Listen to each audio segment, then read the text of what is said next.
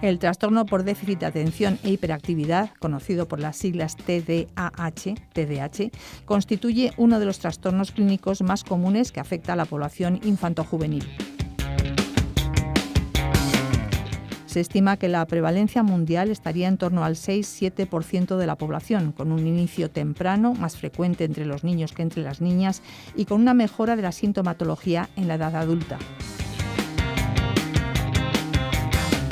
Tres grandes bloques de síntomas perfilan el trastorno: la inatención, la hiperactividad y la impulsividad, síntomas que se presentan de forma muy heterogénea.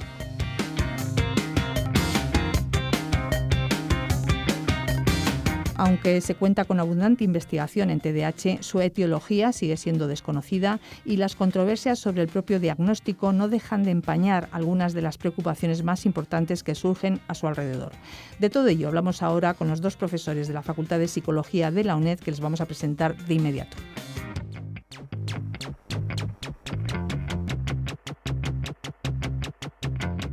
En Sin Distancias nos acompañan Julia Mayas Arellano, profesora del Departamento de Psicología Básica 2, especialista en el estudio de la memoria y de la atención. Julia, buenos días y gracias. Buenos días, Maite. Muchísimas gracias y encantada de estar aquí hoy con vosotros. Y nos acompaña también Juan Antonio Moriano, profesor del Departamento de Psicología Social y de las Organizaciones de la UNED, que trabaja e investiga en diferentes aspectos relacionados con conductas adictivas, conductas de riesgo en jóvenes y adolescentes y su prevención. Juan Antonio, gracias, bienvenido. Muchas gracias, un placer estar aquí.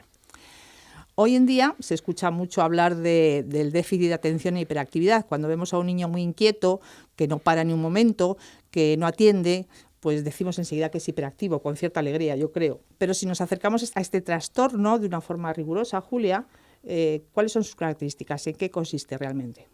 Efectivamente, como bien apuntas, creo que de manera muy alegre el ver a un niño movido, especialmente porque es el síntoma el que notamos más, la hiperactividad, esa inquietud motora, pues ya alegremente decimos eso, que el niño tiene hiperactividad.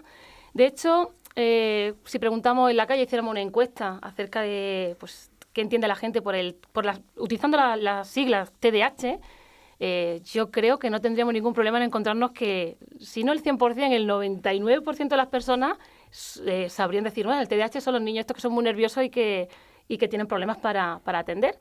Pero luego, realmente, el conocimiento acerca del trastorno pues queda bastante lejos, porque si tenemos que definir de alguna manera el TDAH, yo creo que tendríamos que partir de la idea de que primero es un trastorno clínico, es decir, el diagnóstico es un diagnóstico clínico, aunque aquí el psicólogo tiene mucho que decir, porque ya veremos que las pruebas en las que se fundamenta el diagnóstico se basan en pruebas psicológicas, que tiene tres conjuntos de síntomas principales. Uno es uno de los más conocidos, por lo menos el más visible, es la hiperactividad, que conocemos como la inquietud motora en el niño.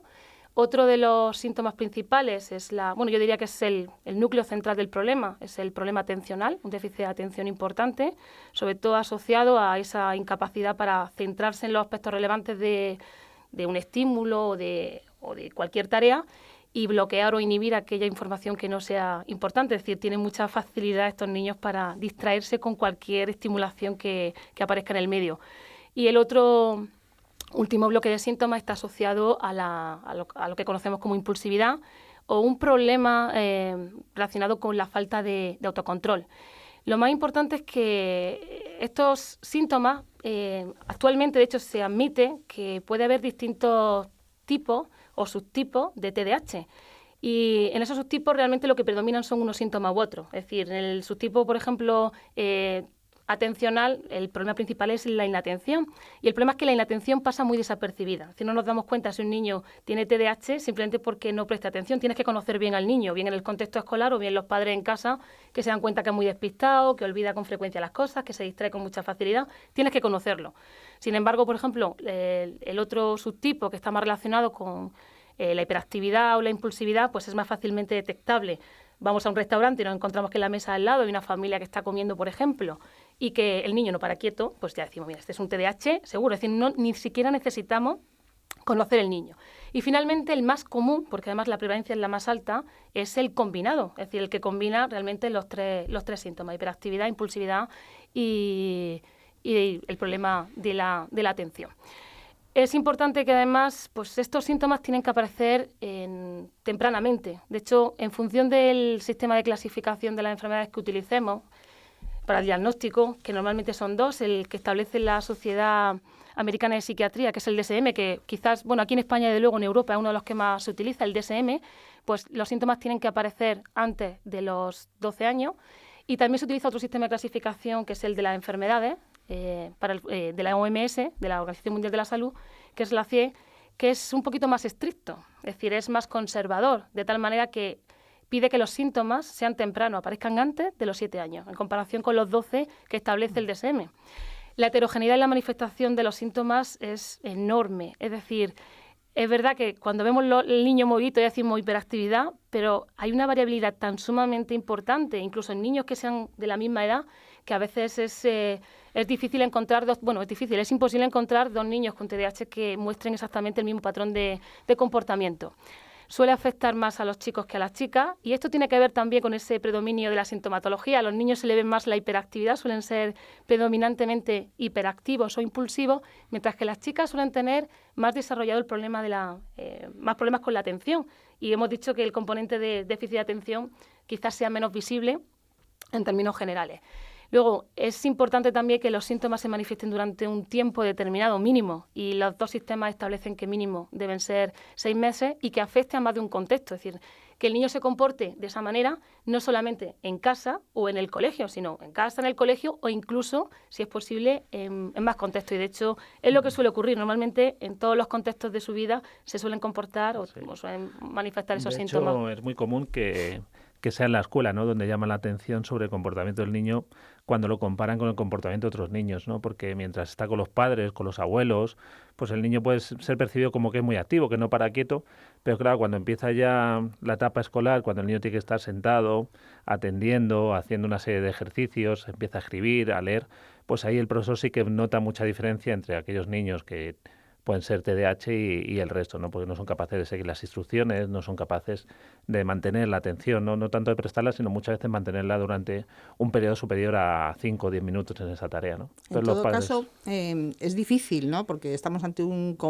trastorno muy complejo, con muchos síntomas, además síntomas que se pueden confundir con actitudes normales de los niños o con simplemente si un niño es inquieto en el restaurante. Estaba pensando, Julia, ese niño lo que puede ser es muy mal educado porque no está acostumbrado a ir a ningún sitio o porque no atiende a los padres porque los padres no tampoco le educan especialmente. O sea, es todo muy complejo. Efectivamente. Entonces, supongo que lo importante es saber qué hacer ante esas primeras sospechas o síntomas y cómo detectarlas, tanto por parte de los padres como por parte de los educadores. Claro.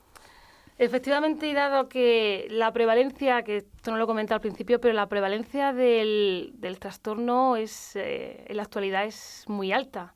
Se estima que entre el 6 y 7% de la población, y vamos a quedarnos en la parte infanto-juvenil, porque bueno, el TDAH, aquí vamos a hablar del TDAH en los niños, pero porque generalmente los síntomas suelen mejorar con el paso del tiempo, pero también hay TDAH en el caso de los adultos, aunque luego para el diagnóstico es verdad que se le exigen menos síntomas, o por lo menos que se manifiesten menos que en el caso de los niños.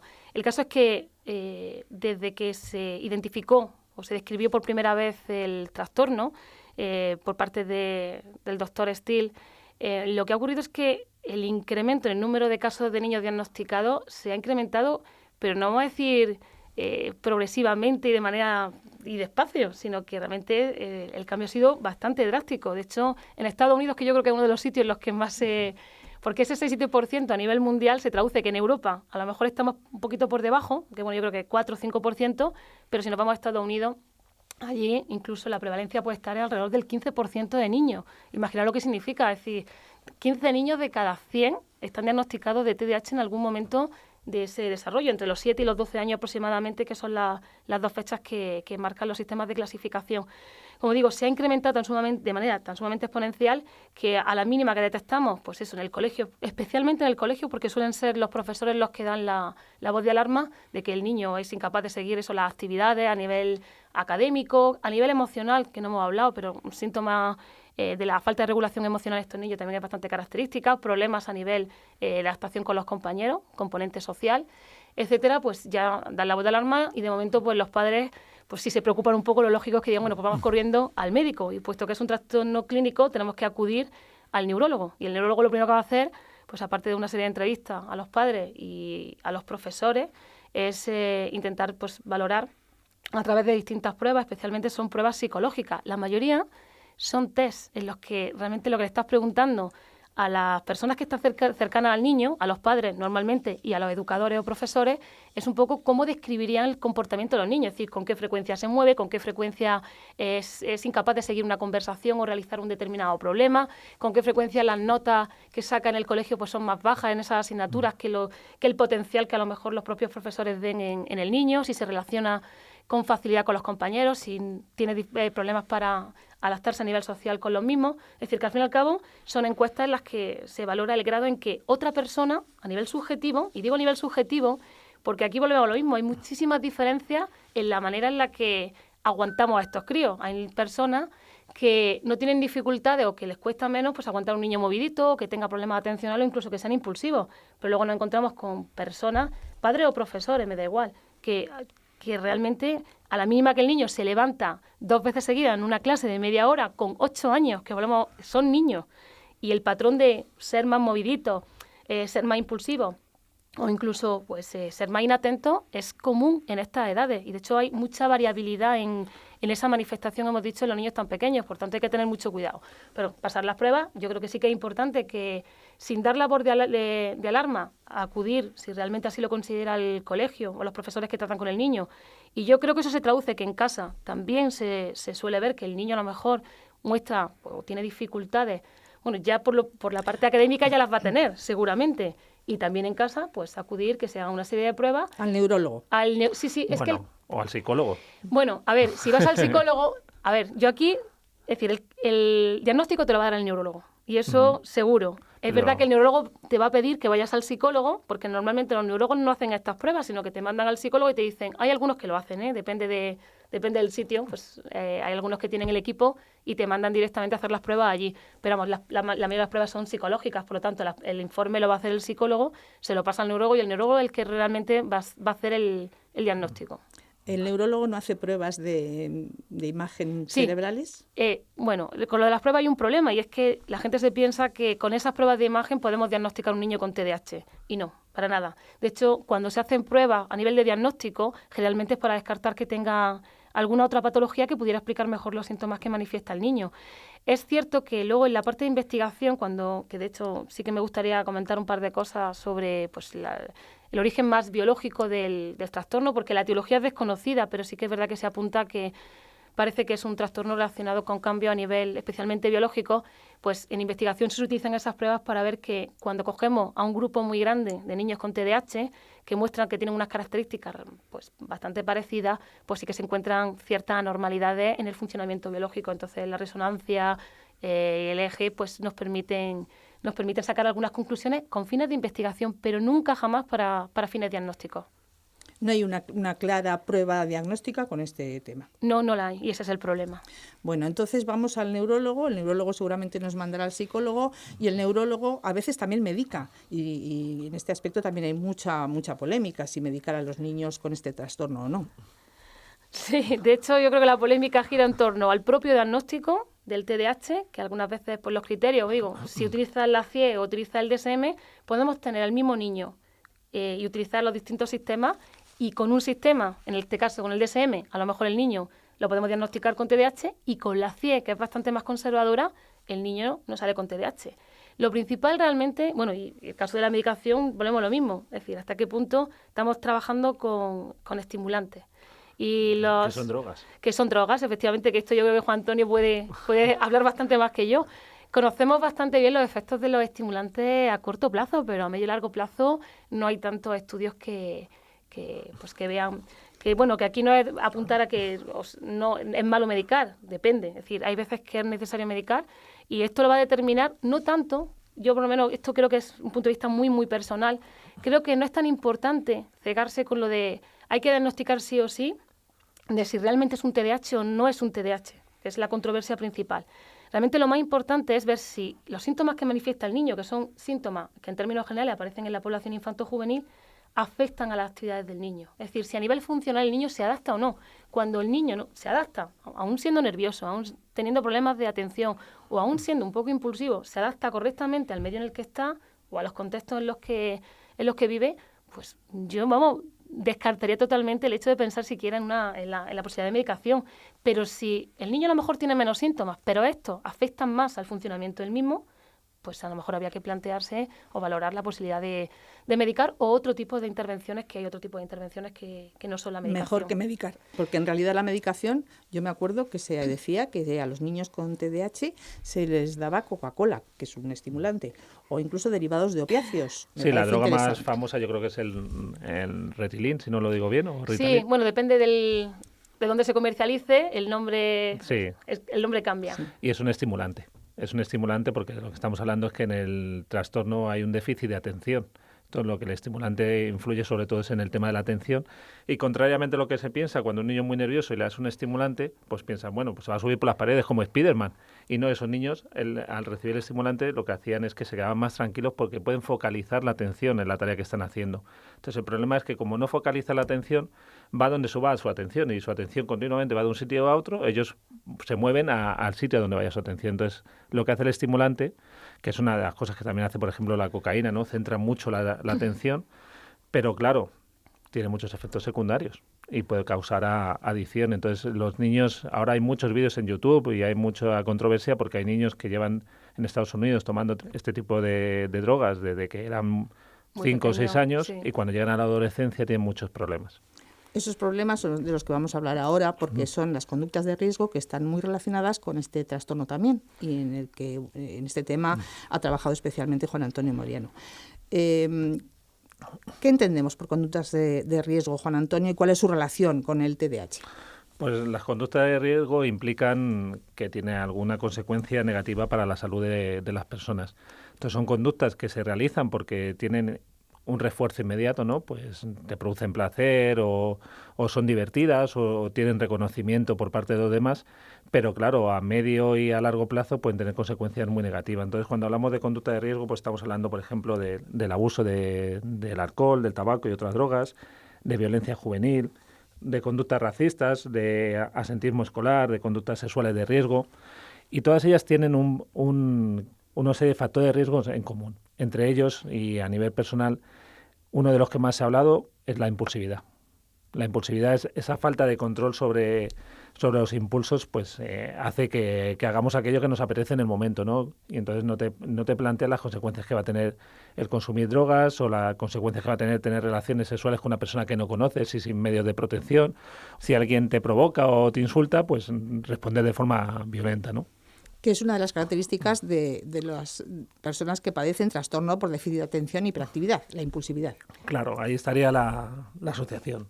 Sí, bueno, y aunque es verdad que las conductas de riesgo se dan, de hecho, en la población en general, sí que es cierto que los estudios demuestran que hay una alta correlación entre el estar diagnosticado de TDAH y una mayor propensión a iniciarse en estas conductas de riesgo en comparación con la población normal, en la cual también se pueden dar estas conductas.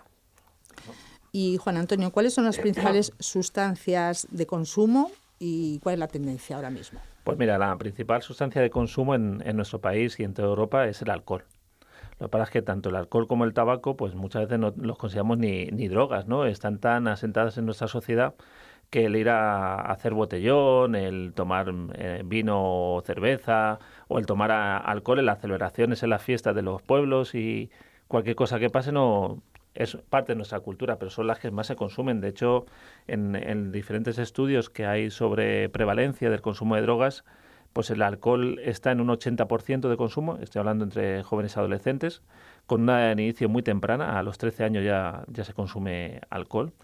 Pensemos que a los 13 años todavía, por ejemplo, el hígado no está preparado para asimilar el alcohol, con lo cual en estos adolescentes el alcohol está más tiempo en sangre y tiene mayores efectos sobre el cerebro. Y luego el tabaco, que si bien ha descendido mucho su consumo, a partir de la ley antitabaco, En un estudio reciente que leía el otro día, pues el 50% de los niños en edad escolar pues estaban diciendo que en su familia se fumaba, que en su casa se fuma. O sea, se sigue fumando. Ha bajado mucho el consumo, y el consumo entre jóvenes y adolescentes, pero todavía sigue siendo la segunda droga que más se consume. En cuanto a las drogas ilegales, pues la primera en consumo es el cannabis. El cannabis es una droga que se consume mucho en nuestro país. Estamos hablando en torno al 20-22%, dependiendo de si son niños o niñas. Las drogas en su mayoría se consumen más por los niños que por las niñas, o por los jóvenes y adolescentes, porque están más asociadas al género masculino, y también porque parece que las drogas más ilegales, ¿no? Las drogas que producen así más percepción de riesgo, pues son los chicos los que más se atreven. Las chicas consumen más tabaco y también hipnosedantes. Ahora hay un problema con los hipnosedantes, está aumentando mucho su consumo. ¿Qué son los hipnosedantes? Pues estamos hablando de el Valium, el diazepam. Relajantes. Entonces son lo que se llaman drogas de botiquín, porque normalmente las chicas las cogen de las que ven en casa, que las tienen sus padres o sus madres, ¿no? Entonces está aumentando el consumo, y sobre todo entre las chicas, de este tipo de sustancias. ¿Y el problema es que no hay percepción de peligro entre estas sustancias? No. ¿O hay poca percepción de peligro? Y claro, además las edades de iniciación son muy tempranas. Claro, aquellas drogas que son legales, la percepción del peligro es casi inexistente. Estamos hablando de adolescentes. Ellos no piensan en la muerte, ni piensan en cuando sean mayores si van a tener un cáncer, ni ese tipo de cosas. Entonces, son drogas que las ven, que los consumen sus amigos, sus familiares, sus padres, entonces no le ven ningún peligro. Pero es que en el cannabis igual. El cannabis, que ya estamos hablando de una droga ilegal y que es una droga muy perjudicial, por ejemplo, para aquellos chavales con TDAH, pues porque en los sistemas cannabinoides del cerebro, que lo digo bien, influye, pues tiene una percepción de riesgo muy baja. De hecho, piensas que si eres sano y porque te fumes un porro o 2 a la semana no te pasa nada. Esa es la percepción generalizada, pero sí que pasa. ¿Y en cuanto a las drogas de síntesis? La droga de síntesis, lo que ha ocurrido es que tuvieron un momento, pues no, a finales de los años de los 90, tuvieron ahí su gran apogeo, y a partir del 2004 descendió su consumo. Y ahora estamos hablando entre un 1,5% de consumo. Son drogas que ya han quedado más relegadas, ¿no? Igual que pasó con la heroína. La cocaína se consume más, pero la cocaína está muy asociada a la disponibilidad y mucho al nivel económico. Entonces, entre adolescentes y jóvenes, pues no se lo pueden permitir. Pero claro, según van adquiriendo poder económico, pues se va consumiendo más. De hecho, por ejemplo, el cannabis se consume más en población entre 15 y 18 años que entre adultos. O sea, el consumo es el doble en la población, y no se gastan nada. En un estudio que hicimos en Europa, le preguntábamos en diferentes países a los chavales cuánto te gastas en consumir cannabis, y la media era 1 euro. Porque prácticamente siempre te lo dan, o cada uno pone 1 euro y compran. Es muy fácil y muy accesible. Y si hablamos además del abuso de drogas de Internet y de las redes sociales y de la obsesión que tienen los jóvenes y los adolescentes por estas tecnologías, ¿también se puede hablar aquí de Claro, adicciones? Sí, porque son lo que denominamos adicciones comportamentales, adicciones sin sustancia, pero el mecanismo son los mismos y los efectos que producen son igual. Hay un comportamiento que se inicia, por ejemplo, las redes sociales, ¿no? Pues entro en Facebook porque encuentro cosas, me relaciono con mis amigos y tiene un refuerzo positivo.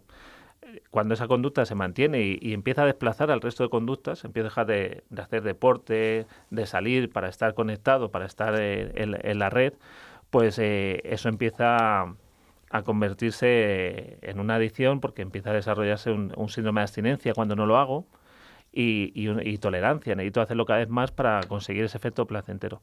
De tal forma que llega un momento que la persona está enganchada, igual que puede estar enganchada a una droga. Entonces, hablamos de adicción al móvil, adicción a las redes sociales, a los videojuegos, ¿vale? Que lo de los videojuegos es así, como que en algunos autores, algunas investigaciones sí que se dice claramente, otros no están todavía muy de acuerdo.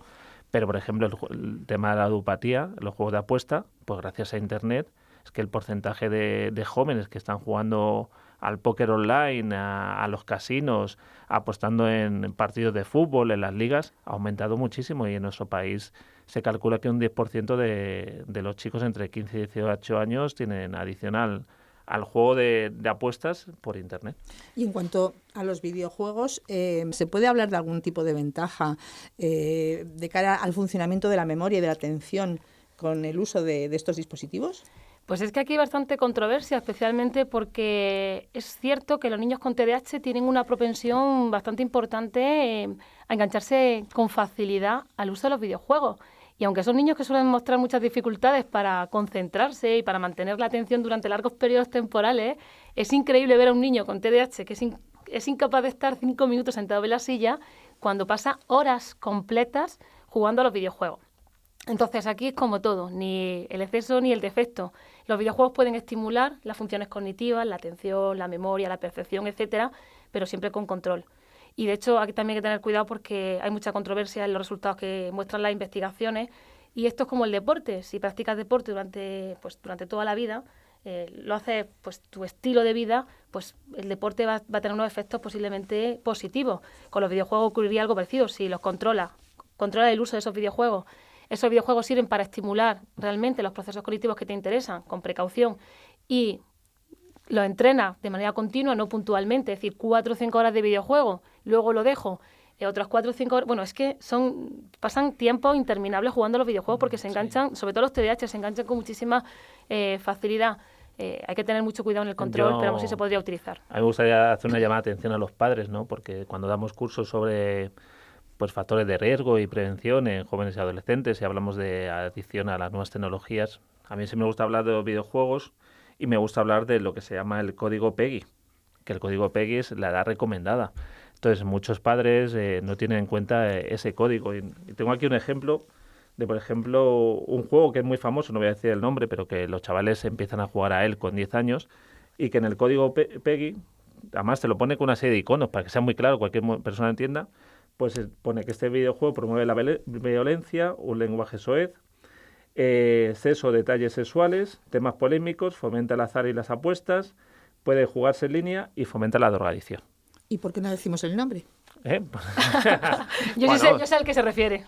Pues toda la serie de Grand Theft Auto, por ejemplo, está haciendo esa cosa, ¿no? Son juegos diseñados para adultos, pero claro que si un niño de 10 años pues puede interiorizar como formas habituales de responder o bajar su umbral hacia la violencia o hacia las drogas, perderle cualquier tipo de respeto porque está jugando que el personaje hace eso, que el personaje trafica con drogas, que las consume. Entonces, claro, estamos aquí centrados en la prevención y por otro lado le estamos dejando jugar ese tipo de videojuegos y no voy a hablar de la violencia, porque ya hay muchos juegos que hasta pues maltratan animales, maltratan personas y cualquier tipo de cosas, con lo cual eso los psicólogos sociales lo sabemos desde hace mucho tiempo, que se aprende por modelado y que eso influye en los comportamientos violentos. ¿Y el código PEGI del que has hablado, dónde se accede a él? Pues está en la contraportada del juego. Simplemente hay que darle la vuelta y en la contraportada lo tienes, donde te describe perfectamente todo y muchas veces pues te pone en color, ¿no? Si de 18 te pone en un color o en otro. Aquí el problema está en el pirateo, que no todo el mundo tiene la carátula del juego. También. Sí, ese es también el problema. Igual que cuando vamos al cine, ¿no? No se te ocurre llevar a un niño a una película que es para mayores de 18 años y no llevas a un niño de 9 años porque luego le dejas jugar a un videojuego que es para mayores de 18 años. Y que va a ser, yo creo, al vivirlo como en primera persona o como ser tú el personaje que lo maneja, yo creo que incluso lo interiorizas más que lo que ves en el cine. Entonces, por ir finalizando ya, Juan Antonio, ¿cómo se pueden prevenir todas estas conductas de riesgo de las que hemos hablado?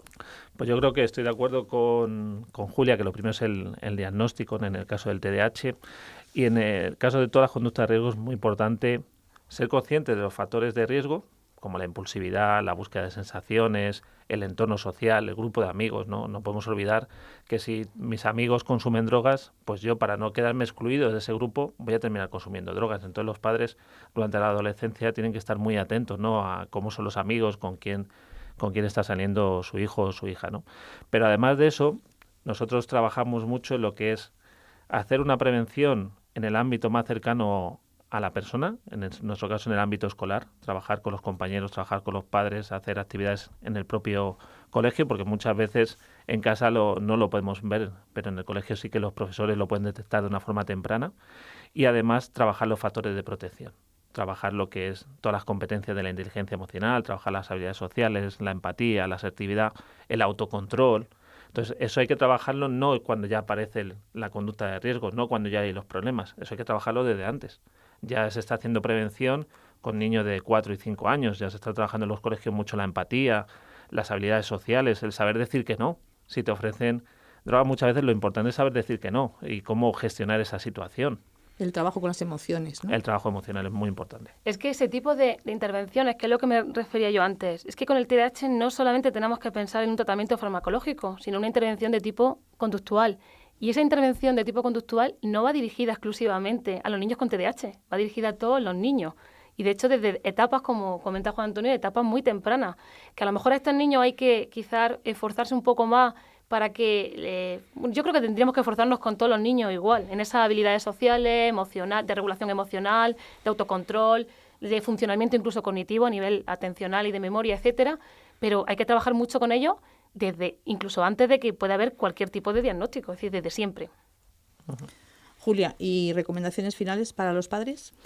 Pues que valoren si el niño se adapta funcionalmente al sitio en el que tiene que estar. Y si no hay una correcta adaptación a nivel funcional, pues bueno, la parte de intervención en la conducta yo creo que es de base para educar a tu hijo, que en el contexto escolar se debe aplicar. De hecho, yo sé que en los colegios generalmente pues hay un grupo de orientación que facilita o ayuda a todos los niños, pero en términos generales los que a lo mejor tienen algunas dificultades más específicas, como el caso del TDAH, e intentar, pues eso, desde etapas muy tempranas, mucho antes de que... De hecho, el diagnóstico del TDAH nunca se hace hasta después no se debe hacer antes de los 7 años, salvo casos bastante extremos, pues el control de, pues eso, si hay que medicar o no hay que medicar, es decir, la valoración por parte, por supuesto, de un experto, pero sobre todo yo creo que esto empieza en casa, con la educación de los padres y con esas herramientas que tienen que conocer tanto los padres como los educadores con estos niños.